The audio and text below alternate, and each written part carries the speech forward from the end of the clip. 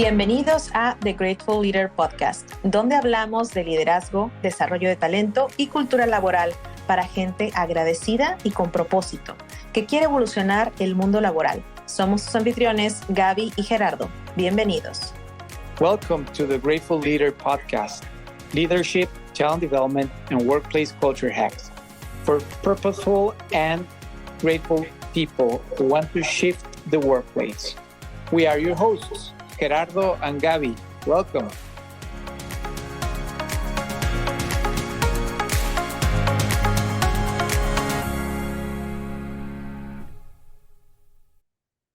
Hello and welcome back to our podcast, the Grateful Leader Podcast. In today's episode, we have a very special guest, Christy. Hello, Christy. Hello, thank you for having me. Hello. She's joining us to talk about the topic of mental health in leadership. I'm your host, Gaby Pico, the head of HR and Learning and Development Specialist. So, Gerardo, how are you doing today? Good, Gabby. Thanks so much. I am the co-host of the Grateful Leader podcast. I am a headhunter, amongst other things. And before we jump into our discussion today, let's introduce our guest, Christy. She's the Vice President of Business Solutions for Workplace Options, which is a multinational company that offers well-being solutions that drive positive outcomes for organizations. And the good news is that they are now opening an office formally in Monterrey, where I'm based, and they are all over the world. So we're very excited to have you here, Christy. Thank you so much. Thank you. Thank you for having me. Now, can you please give us a little bit of your background and experience with workplace options and, you know, what it means to lead, this function that you have with them? Well, certainly, yes. So I've been actually in what we would call the working with organizations and employee benefits for the last 20 years in the United States market, where I've predominantly worked most of my time. It's been around, working with insurance companies and third-party administrators and businesses and helping them design and develop programs that they want to offer to their employees in the US and around the world. With Workplace Options, I've been with them for going on 6 years. And, Workplace Options is devoted to designing well-being programs to help people live their best lives anywhere they live across the globe. And it's really working with organizations to understand what's going on in their cultures, understand, where we can help them the most, and ultimately help their employees live their best lives possible, as well as build resiliency within the organization. So as a leader in our company, I really strive to take the same initiatives that we practice and preach to our clients internally with my team. And I know that's the personality and culture of Workplace Options. So it's a pleasure to be here today, and I do look forward to our conversation. Thank you. I love that. Gabby. Okay, Christy, let's start with the first question, and let's talk about the importance of mental health in leadership. So, in your opinion, what does it mean to prioritize mental health in the leadership role, and why do you think it's crucial? Yes, it's extremely crucial. And in a world today where we're really focusing on diversity and inclusion, making people feel, accepted in their roles anywhere they work. It's really about taking concrete actions to promote and protect mental well-being, not only for yourself as a manager, but for the entire team. So it's crucial for several reasons. One, role modeling is very important. Leaders serve as a role model within their organizations. They really need to prioritize mental health. They need to set a positive example for their teams, demonstrating that it's not only acceptable, but encouraged to prioritize one's well-being. Another crucial point is employee well-being. A leader's mental health directly impacts their decision-making, their communication, their overall effectiveness. So when leaders are mentally healthy, they can better support and inspire their teams, which obviously leads to improved job satisfaction, productivity, as well as retention. I think we also see when leaders are involved in this, it reduces the stigma. So openly addressing mental health, leaders can help reduce the stigma associated with individuals reaching out for help regarding mental health issues. Again, when people can connect with their manager, and if the manager believes in supporting their people towards well-being, they can really help get people directed in the right way. Finally, a couple other things. Resilience. I love the word resilience because, as we all know here, everybody's going to have ups and downs in their lives. And it's about learning how to deal with those ups and downs, learning resilience and coping strategies to navigate those challenges effectively. And so, again, people get under a lot of stress and pressure. And so, helping the manager understand this concept and how they can help their team learn these things is also going to be crucial. And lastly, crisis management is key here. I think, we've seen so much in this world around crises. We just cannot control when a crisis is going to happen. We can't control a volcano eruption, an earthquake, a pandemic, whatever it may be. We as managers have to learn how to stay calm in these situations, serve as strong leaders, and be proactive and guide our teams to support their well-being when they need it the most. Oh my God, you gave us a lot of gems. Sorry. Yeah, definitely. No, that's awesome. Thank you. That's like too much. No, I think it's extremely important what you just said, because leaders, they have to be prepared on create safe spaces at work for everybody, and learn how to manage this crisis, and or identify who is struggling with mental health problems at work, because it affects performance. And for example, what to do with somebody where you're conducting the performance review and somebody is disclosing that they have a mental health problem. So there's a lot of stuff that leaders have to deal every day related to mental health. And they always say, I think one of the biggest thing that organizations don't realize is that if your managers believe in the company vision and culture, and they believe in taking care of themselves and well-being, their team will follow. So I think there's the gap there. And I think if we can do more training for managers to help them recognize these things, you'll start to see that trickle effect really happen. Yeah, and Gerardo and I will always talk about culture at the workplace. So yeah, it makes sense. So my next question for you, Christy, in the context of leadership, who should take the lead in promoting mental health and well-being at the organization? Because some people says it's HR, and other people say it's the CEO or the manager or the employee. What do you think? So this is another great question because, again, any type of well-being is about the company culture, and it really needs to start from the top down. So you have to start with the senior leadership and executives. They really have to set the vision. I mean, leaders should clearly articulate this vision that prioritizes mental health and well-being in the workplace. We have so many wonderful companies where CEOs have created videos and broadcasted it to all their employees around the world, saying it's okay not to be okay. In fact, I've not been okay. I reach out for help. People that when they see that, there's just so much gratification around, hey, my CEO believes in this. It's okay for me to believe in that too. Middle management is important too, because we think senior level executives, you also have to think about middle management. Middle management translates the vision, right? So middle managers play such a crucial role in then spreading it around the company and coming up with strategies and practices that they do day in and day out with their teams. Communication is big for middle management too.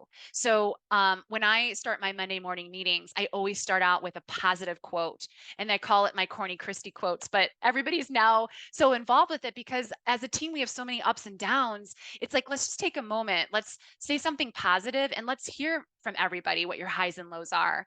And then if somebody's struggling with something as a team, we all share how we can help that person. So it's communication and support that's really big. We also have to monitor workload. The fact that People are busy, people are working from home, they're driving to work, people have families. If we're prioritizing well-being in our team, we really have to be careful as managers not to overload people with too much stuff and expect too much. There's a level of expectation, but then there's a level of when do I need to back off? Couple other points. I think frontline managers as well, that could go into middle line managers, frontline managers, but again, providing that flexibility, regular check-ins with people. I have people where I do check in with them. I'm like, you've just been acting a little off today, or I've noticed that you've been missing a couple meetings. Is everything going okay? How's your family? Is there anything I can do to help or do better as a manager for you? And sometimes they fill you in, and sometimes they don't. But if you don't ask and you don't help people feel secure or cared for, then you'll never get to the root of that. And you can do a lot of training for managers in regards to that as well. And then finally, helping employees understand that self-care and peer-to-peer support is so incredibly important, but then also make sure they know what resources are available. So we do town halls once a month, and then after the town halls, all of the managers get the update from the town hall. And I always make sure that I take that information on resources, whether it's backup childcare support, or, we have massage people coming into the office, or we're going to do biometric screenings next month, to get that out to my team so that they're well aware of everything that's going on and the resources that are available to them. So it's kind of a lot of different things, but every single level of the company really needs to be involved to really make the culture of well-being work within an organization. You again gave us a lot of great information and tips. And some of the things you mentioned, I see companies in Canada implementing all these initiatives. Like, for example, in British Columbia, I believe it's mandatory to do these check-ins with remote employees because they're suffering from isolation and some of them mental health problems. And again, like education in this topic for leaders is crucial. So thank you so much for that. Gerardo, do you have more questions for Christy? Yes, definitely. And I like that part of, just ask. You have to be present. I mean, and understand, each one of your team members as a person. So yeah, I really like that. Now a little bit tied to that. Definitely we often hear about different leadership styles, like a grateful leader, or it could be a servant leader or other types. How does a type of leader impact the mental health of employees and the overall environment, of a company? I guess it's also related to the company culture that is shown by the leader or leaders in the organization. That's a great question because it's so broad. And I think what we're starting to see is a transformation across the globe of leaders that are really wanting to make a difference in their organization, not breaking down the barriers of sort of the siloing people or not making feel people accepted. When you have leadership like that, it just becomes really hard to build that well-being culture and help people feel accepted and welcomed within the organization. So you have different types of leaders. You have transformational leadership, right? These are people that inspire and motivate employees. They help people feel welcomed and accepted. You have more of a servant leadership where it's just the leader wants to do everything for the employees and meet their needs and help reduce stress and collaborate. You have the authoritarian leadership. Those leaders tend to make decisions independently and not really involve others. And it causes a lot of stress and anxiety amongst team members where they feel excluded or micromanaged.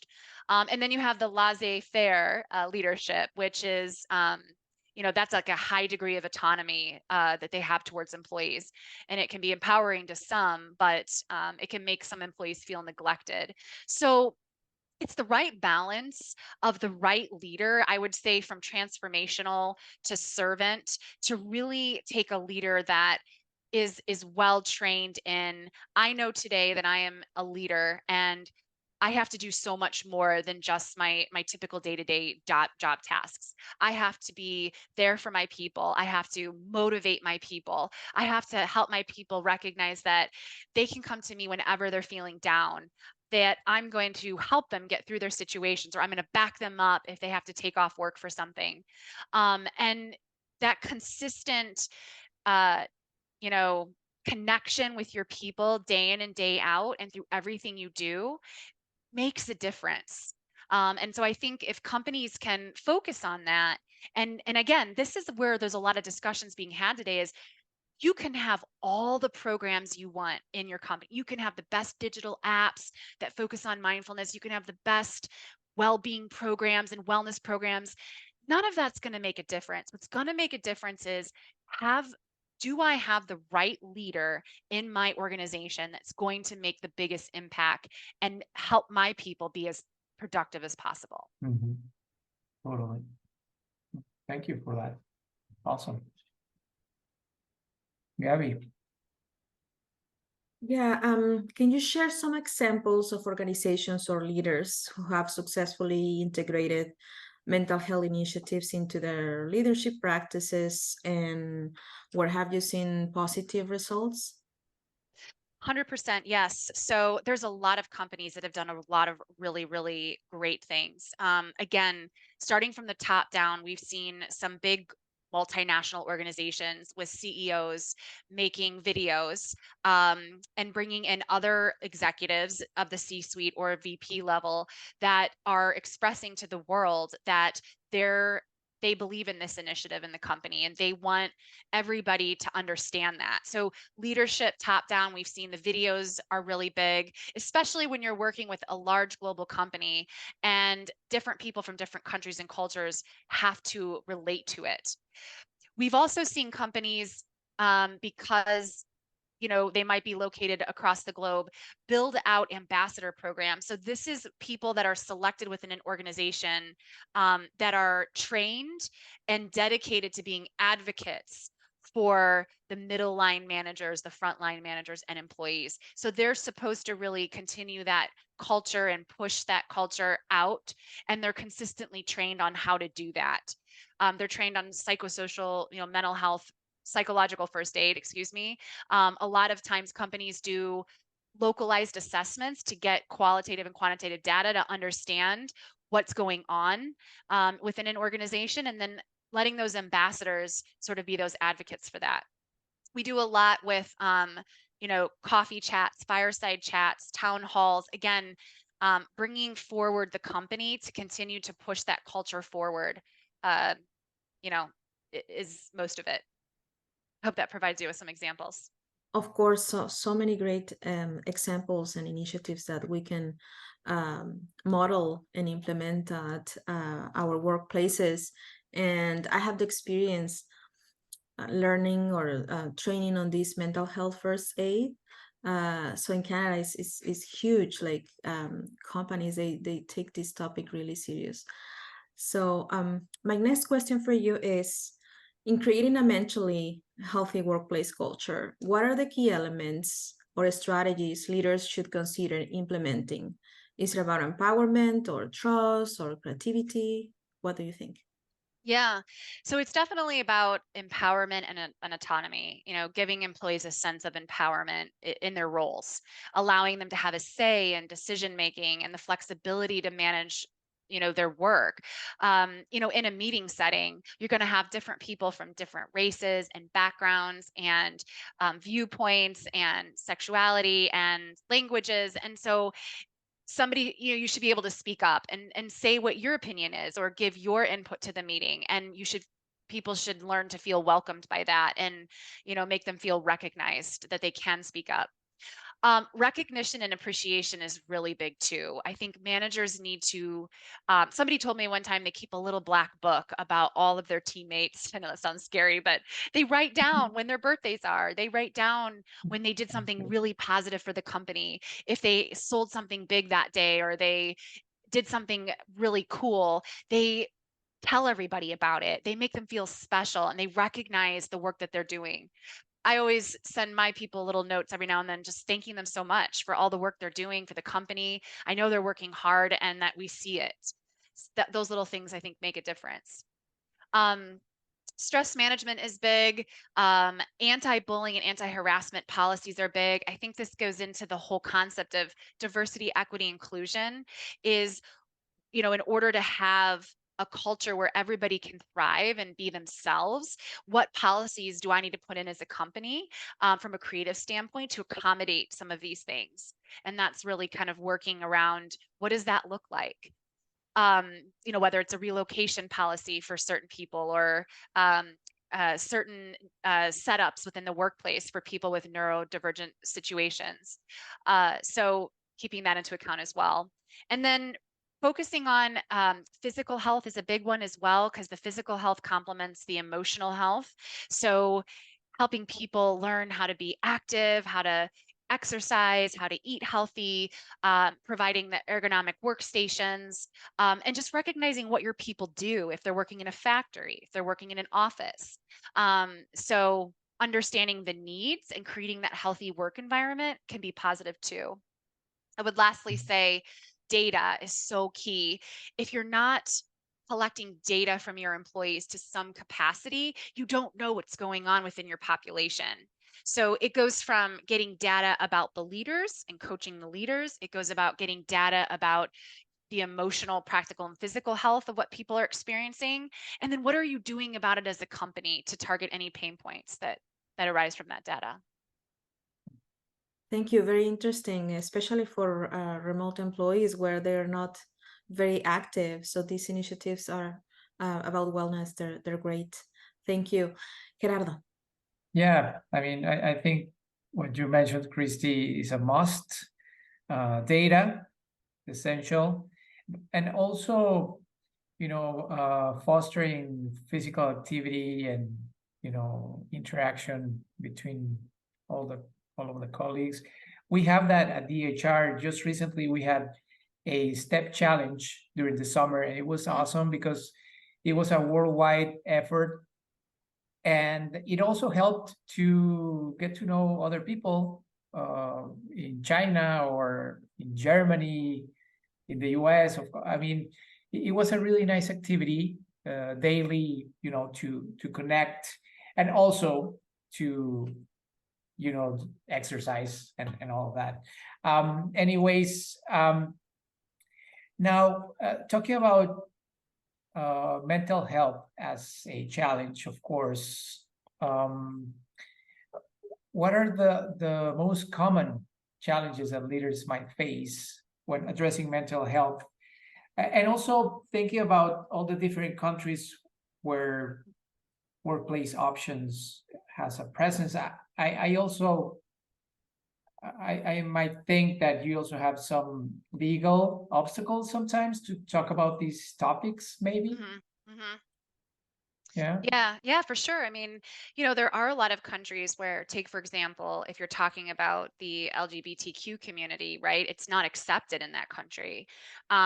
There are people that are part of that community in some of those countries. And so sometimes it's really hard for those people, if they're struggling with something, to know where to go to get help because there is no help. So when in the programs that we offer, for example, our counselors are trained to recognize that and understand in those specific countries how they can help someone with the struggles they may be going through. So I think, Gerardo, that's a great example because, in some countries, there's a huge stigma to reaching out and getting any kind of help. A lot of companies in the Asia Pacific region, for example, they really work within their family networks to solve their problems.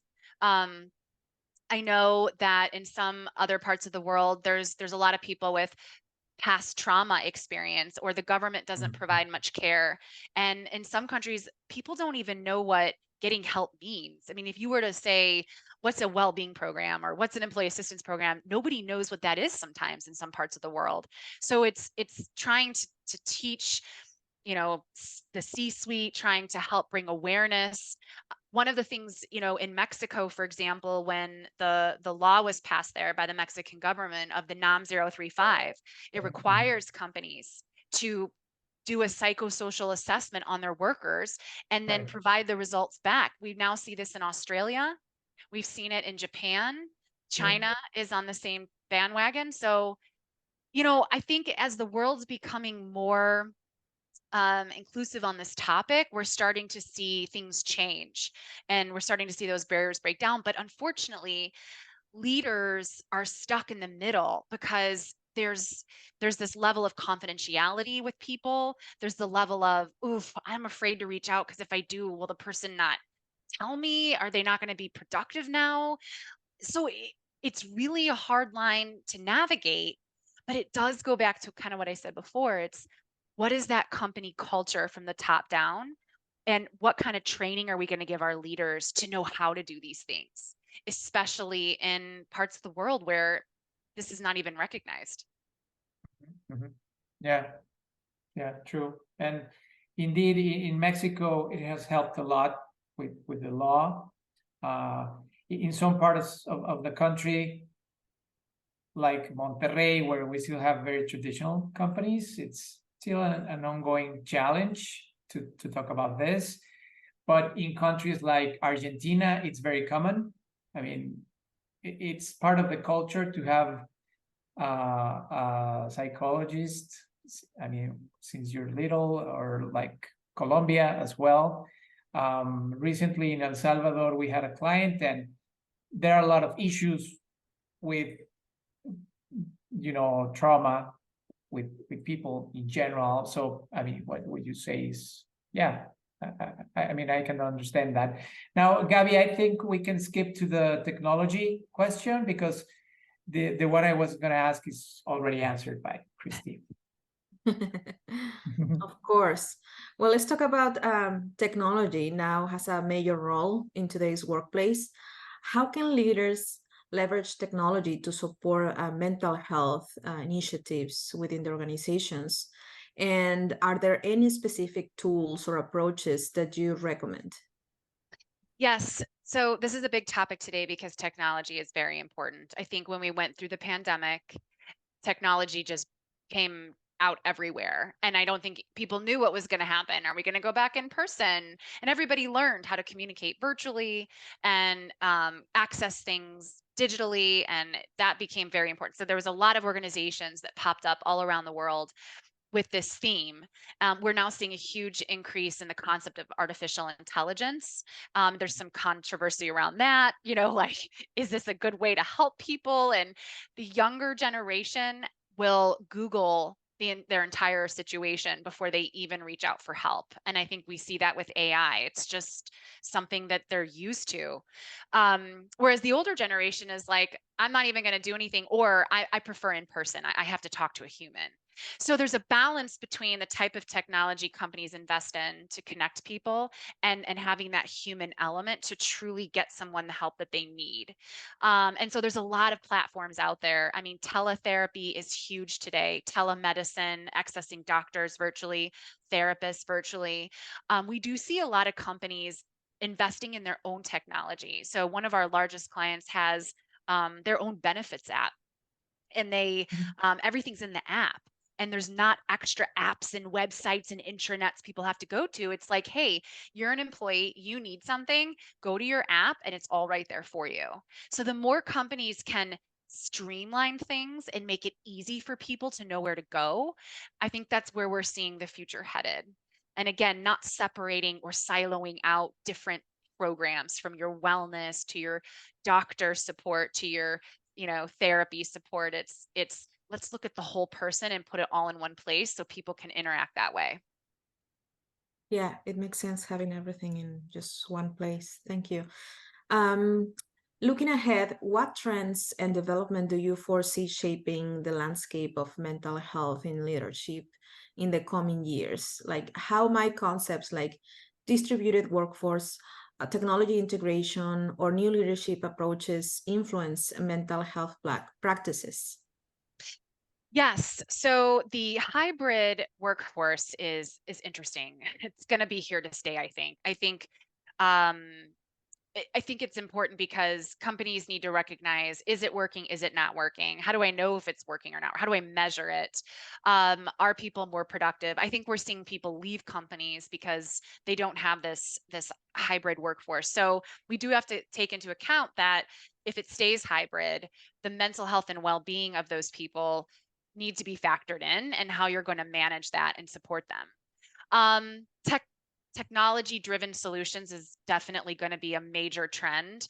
It's the integration, like I just said, of technology. It's streamlining the platforms, making it easy for people and convenient for people to get help, and not complicated. Nobody wants to get on an app and have to go through a 50-question assessment just to get access to a counselor. It should be simple and easy. One of the biggest trends is, I forgot the term it was. I'll have to think of the term, but personalized journey and personalized experience. Today, people want to have their whole experience personalized to them. They want to know everything to be tailored to them. They want their own unique needs to be addressed instead of a broader viewpoint. So when it comes to mental health, they want to see the picture of the therapist, the bio, they want to know who they're talking to, and make sure that everything's personalized. So that's an interesting way as well. We're seeing a huge increase in resilience and well-being programs, of course. So well-being programs have always been reactive in nature, and it's getting companies to see that we need to make it proactive. So we're starting to see companies even put it into their business continuity plans, having their security team be well aware. So when incidents happen, how do they use the program for the success? And how do we ultimately get people into the program for to build resiliency, for coaching and mindfulness and wellness support, and not just use it when they're having a bad day? So it's like, how do we transform that whole entire communication to make it different? And then, of course, focusing on leaders. It goes back to, do I have the right leaders? Do I have the right policies in place? What do I need to do to train my leaders better? And instead of siloing all of our practices, build it all together into one approach. Love it. Thank you. Thank you so much. Yeah, thank you, Christy, again for your time. And Yes, thanks. Wrapping up, we would just like to hear from you some insights about this conversation, of course, but also, on how individuals, whether leaders or individual contributors, can develop the skills and mindset to promote mental health. Yeah, I think one of the biggest things that people need to practice is emotional intelligence. I think it's a very hard thing to do, but not everybody is built like that. But it's being able to recognize things that happen, and how can you help someone, right? So it's having that emotional intelligence. That is actually one of the critical elements that leaders miss and don't have. So understanding that within people, embracing a growth mindset. So that's really important, because there's going to be a lot of people that make mistakes, and there's a lot of stress and pressure at work. But if you're a manager that can coach and lead teams and provide a safe space to make mistakes and learn from them, it's going to be better. You're going to have better teams. Prioritize self-care. So many people don't do this. We run 100% all day. I mean, my Monday was back-to-back meetings from 7 to 6, right? That's not practicing. I didn't have time to exercise. I have 3 kids. It's crazy. So there's a lot of people that have that same problem. So how do you prioritize that self-care? How do you fit in exercise? How do you fit in making sure you're eating right? And how do you take the days off? There's a lot of women that are single moms that they overwork and they don't take the days off. Before it's too late, they burn out. It's not just women. I mean, there's other people too. So prioritizing the self-care, and then collaborate effectively. Make sure you're working with your teams in a collaborative method. Don't just assume something when you're getting into a team meeting. Make sure everybody feels heard. Ask questions. Recognize that somebody's comment, even if you don't believe in it, is still a good comment, and respect others within the workplace. I think that's a big thing as well. Definitely respect. And there's more, but I'm sure we're out of time. No, it's fine. I mean, this is a great conversation, and If you want to add something else, please go ahead. We still have some minutes. I think that's it. I hope it was helpful. Yeah. Sorry, Gabby. Yes.